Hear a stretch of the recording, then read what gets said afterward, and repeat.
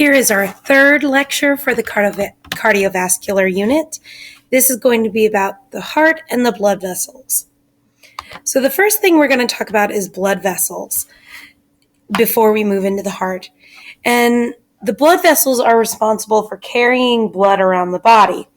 They're made of smooth muscle, and they come in three types: veins, which carry blood to the heart, arteries that carry blood away from the heart, and then capillaries, which are the very thin blood vessels at the ends of your extremities that allow for gas exchange.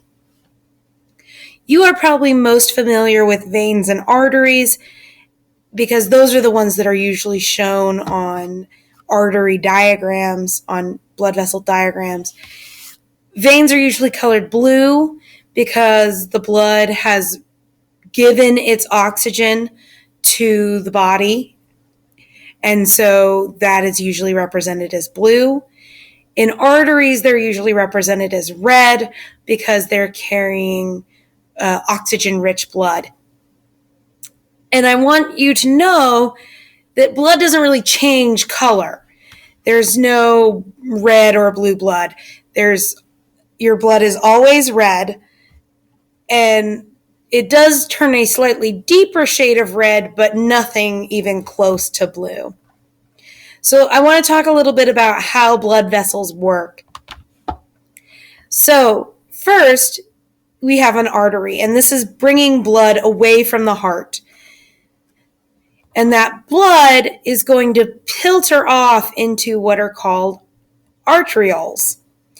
And these are smaller arteries, and these are going to lead to different body extremities and different organs until you get to a capillary. And this is kind of like a root system where they're really thin, they can get down to one blood cell wide. They're very thin vessels. And then these capillaries are actually where gas exchange happens throughout the body. Because what happens is your capillaries are very thin, and they allow for cells on the outside to absorb that oxygen and to move it through the rest of the tissues. So you have capillary beds all over the place. And these capillary beds are where they turn from arteries to veins. So these capillaries will allow for gas exchange, so they'll allow red blood cells to deliver their oxygen load. And then once that happens, then you're going to see these venules start to appear. So you'll move through these capillary beds, and as you move away after the oxygen has been taken from the red blood cell, you'll start to move into these larger venules, which are branches off of a vein. And then these will come and pour into a vein, and then those veins will migrate back to the heart. I just want you guys to know that they show in this picture that veins have valves. That is the case for veins that are lower than the heart. So if you have anything below the heart, so anything below the chest, you have veins that have valves in them. And those basically, as the heart pumps, those swing shut to prevent blood from backflowing. Anything above the heart, you see valves in the arteries, not in the veins. So in your head, the arteries will have valves to prevent backflow of blood, whereas the veins are just straight tubes because you're working with gravity here. The veins in the lower extremities of your body have to have valves to prevent gravity from settling all of your blood into your lower extremities. But as you migrate above the heart, that same problem occurs in the arteries and not so much in the veins, because the veins are flowing with gravity back down to the heart. So just remember that below the heart, this picture is accurate. Above the heart, you would see valves in the arteries, not the veins. So let's actually talk about the heart. The heart is located in your thoracic cavity. It even has its own little myocardial cavity, if you'll remember body cavities. And it's situated between the lungs. There are several layers of the heart. The first is the pericardium. This is the outer layer. It kind of makes like a bag. And, the pericardium, you can see it's cut here, but you can see that line where that sac is being made. The epicardium is the outermost layer of the actual physical heart, and it's what gives it its smooth appearance. The myocardium is the actual muscular tissue. It's the cardiac muscles. And then you have the endocardium, which is where the inside of the hearts are, and this is what the valves of the heart are made from. So, structures you actually need to know for your test. You need to know the superior vena cava and the inferior vena cava.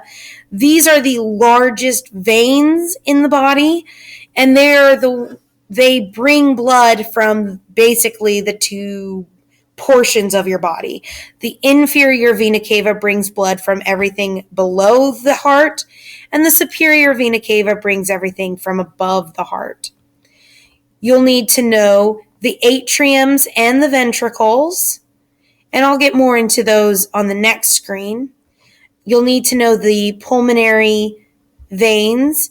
You'll need to know the pulmonary arteries and the pulmonary veins.